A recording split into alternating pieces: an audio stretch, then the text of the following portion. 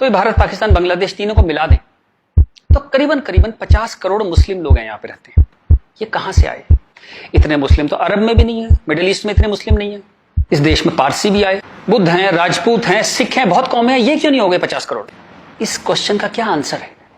फिर एक दलाल टाइप के जो लोग हैं उन्होंने एक नया नैरेटिव स्टार्ट किया। ये पिछले 25-30 साल से ज्यादा जोर पकड़ा इस नैरेटिव ने, 20-25 साल से, कि ये प्यार से कन्वर्ट हो गए। ये हिंदू ही थे, प्यार से कन्वर्ट हो गए। वेरी गुड, वाह। ये कहा गया सूफी संत आते थे, दरवेश फकीर वकीर आते थे और लोग प्यार से कन्वर्ट हो गए। मैं आपको एक एग्जांपल देता हूं। जैसे हमारा एक बहुत बड़ा देश था, ऐसे एक बहुत बड़ा देश था पर्शिया। वहां पारसी रहते थे और वो कलाओं में, ट्रेड में, एजुकेशन में बहुत ऊपर देश था। उसकी वो पूरी सिविलाइजेशन बहुत हाई पे थी। ये मिडिल एजेस की बात है। मुस्लिम्स का अटैक हुआ, करीबन 25-30 साल में एक भी पारसी जिंदा नहीं बचा। सारे देश छोड़ के भाग गए, मर गए, लूट, हत्या, बलात्कार। और 25-30 साल में एक नया इस्लामिक मुल्क बन गया। बाद में जिस मुल्क का नाम पड़ा ईरान। सारे पर्शियंस कहां गए?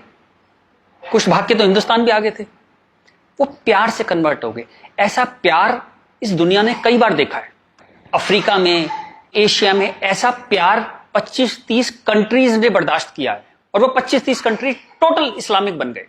और लेटेस्ट कश्मीर, जब वहां से 3 लाख 4 लाख हिंदू भगाए गए तो वो प्यार से भागे वहां से और पूरा कश्मीर इस्लामिक हो गया। Make no mistake, it's a caliphate. जो बगदादी करता है खलीफा जो अपना साम्राज्य बनाता है जहां सिर्फ मुस्लिम होते हैं और अगर गैर मुस्लिम है तो उन्हें डिम्मी बन के रहना पड़ेगा, खत्म होकर रहना पड़ेगा। वो कैलिफेट है इस्लाम की। इस वक्त कश्मीर में, हिंदुस्तान में कैलिफेट है। 1921 में मालाबार में दंगा हुआ था, वहां भी कैलिफेट बनाने की कोशिश की गई थी। कुछ 50,000 या 1 लाख हिंदुओं को बाहर निकाल दिया था वहां से, फोर्स्ड कन्वर्जन किया था। तो तब नहीं बना पाए, लेकिन आज कश्मीर में कैलिफेट है। ध्यान रखिएगा, ये आपकी गुलदस्ता और कश्मीरियत, जमहूरियत, इंसानियत सबके बीच में एक कैलिफेट बन गई। लेकिन आप कहते हैं कुछ हुआ ही नहीं है।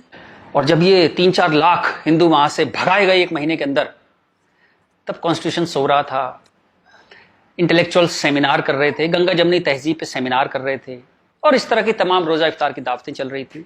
Happy, everybody was happy. और जो पूरी तरह इस्लामिक नहीं बना, उसके टुकड़े हुए, जैसे हिंदुस्तान के टुकड़े हुए, सूडान के टुकड़े हुए, और आपकी और हमारी जिंदगी में, हमारे लाइफ टाइम में स्वीडन के टुकड़े होंगे। आज से 15-20 साल के अंदर स्वीडन टूट जाएगा। ये एक प्रोसेस है जो पूरी दुनिया में चल रहा है। आप या तो बहुत भोले हैं, देखते ही नहीं, या आप इतने मूर्ख हैं कि दुनिया में क्या हो रहा है आपने कभी देखा ही नहीं, या आप झूठे हैं, या आप दलाल हैं। अगर आप इस पूरे प्रोसेस को मना करते हैं कि नहीं नहीं ऐसा कुछ नहीं था, यहां तो बड़ी गंगा जमनी तहजीब थी, आप इन सब में से एक है, या हो सकता है सब कुछ हो। चलिए मैं आपके साथ एक एक्सरसाइज करता हूं। आपके एक दादा होंगे, एक दादा परिवार है, दादा, चाचा, ताऊ, बुआ, फूफा, उधर के उनके बच्चे, सब एक पूरी फैमिली ट्री वो है। एक नाना की तरफ से है, तो एक आदमी करीबन ऐसे 10-15 परिवार उसके आसपास होते हैं। इसके बाद आप कॉलेज, आपका कॉलेज, स्कूल कॉलेज, जहां 50-100 स्टूडेंट हैं, जिसमें कुछ दोस्त हैं जो आपके साथ ट्रेवल करते हैं जिंदगी भर। फिर आपका मोहल्ला, आपकी कॉलोनी, वहां भी आप 10-20 परिवारों को जानते हैं। यूं कहें एक आदमी मोटा मोटा 700-800 1000 लोगों की खबर उसको होती है, डायरेक्ट खबर, चाहे मिले ना, कि कोई बहुत दूर रहता है, लेकिन हाँ पता लगता है उसकी शादी हो गई, उसके बच्चा हो गया, डेथ हो गई, कुछ बहुत अच्छा हो गया, बहुत बुरा हो गया, खबर आ जाती है कहीं ना कहीं से। अब मैं आपसे एक्सरसाइज करता हूं। पिछले 20, 30, 50 साल में ये इन 1000 लोगों में से कितने लोग मुस्लिम बने, कितने लोग कन्वर्ट हुए? आंसर मिलेगा 0। क्या हुआ? सारे सूफी, दरवेश, फकीर रिटायर हो गए, आईपीएल देखने चले गए, इस्लाम की कशिश खत्म हो गई। दोस्त, जब तक गर्दन पे तलवार ना हो ना, कोई कन्वर्जन नहीं होता, या बहुत सारे पैसे ना हो, कोई कन्वर्जन नहीं होता। उसके बाद पार्लियामेंट पे अटैक हुआ, इस देश की पार्लियामेंट पे अटैक हुआ, और उसमें शामिल अफजल गुरु, उसके सम्मान में, उसके समर्थन में लोग खड़े हैं, हजारों लोग मुसलमान खड़े हैं, और हमने तब भी कुछ नहीं कहा। इस देश में हाहाकार नहीं हुआ। मुंबई में कुछ साल पहले आजाद मैदान में एक रैली हुई, किस लिए हुई? रोहिंग्याओं के समर्थन में। आपका क्या लेने देना है रोहिंग्याओं के समर्थन में? और रैली के आखिर में क्या हुआ?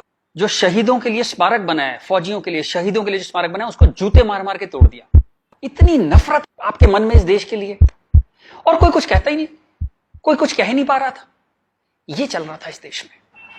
तो ये जो एक हेट है, ये इन दोनों कौमों में रही, और वो एक हेट, वो एक नफरत जो थी, वो कभी it never became a past history, distant history, कभी नहीं हुआ। वो रोज रहा। कभी वो अफजल गुरु के रूप में आ गई, कभी वो क्रिकेट मैच के रूप में आ गई, कभी कश्मीर, कभी आजाद मैदान, वो हमेशा कभी ना कभी उसके न्यू एडिशंस आते रहते थे। एक और एक्सरसाइज करते हैं।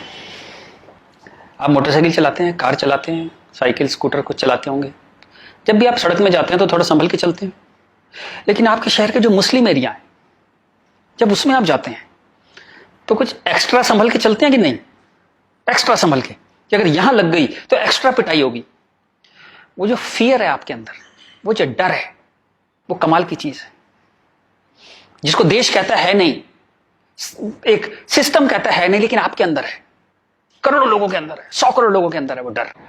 और एक आखिरी एक्सरसाइज, जब भी आपको कोई ज्ञान बांटता हुआ आदमी मिले, सेकुलर मिले, इंटेलेक्चुअल मिले, गंगा जमनी तहजीब वाला आदमी मिले, सब बराबर हैं, सब धर्म है, तो उसको कहिएगा चलिए एक पेज पे लिखते हैं, गीता, बाइबल, कुरान सब एक जैसे हैं, जीसस, राम, कृष्ण, पैगंबर मोहम्मद सब एक जैसे हैं, ना कोई छोटा ना कोई बड़ा, सब प्यारे इंसान है, सब बढ़िया हैं, सब बराबर हैं। एक पेज पे लिख के उसे बोली जरा 2-4 मुस्लिम से साइन करा के ला। ऐसी ची की आवाज आएगी उस इंटेलेक्चुअल की, आपके पास जिंदगी में दोबारा नहीं आएगा। वो एक मुसलमान के साइन नहीं करा सकता इस बात पे। ये सारा ड्रामा हमारे लिए है। ये तो जहां से मैंने बात शुरू करी थी कि ये जो गुस्सा है, ये कई 100 साल का गुस्सा है, जिसको वेंट नहीं मिला, कभी निकलने की जगह नहीं मिली। और ये जो बार बार दंगे होते हैं ना, ये उसकी EMI है। And coming back to the point, Modi कोई आदमी है ही नहीं।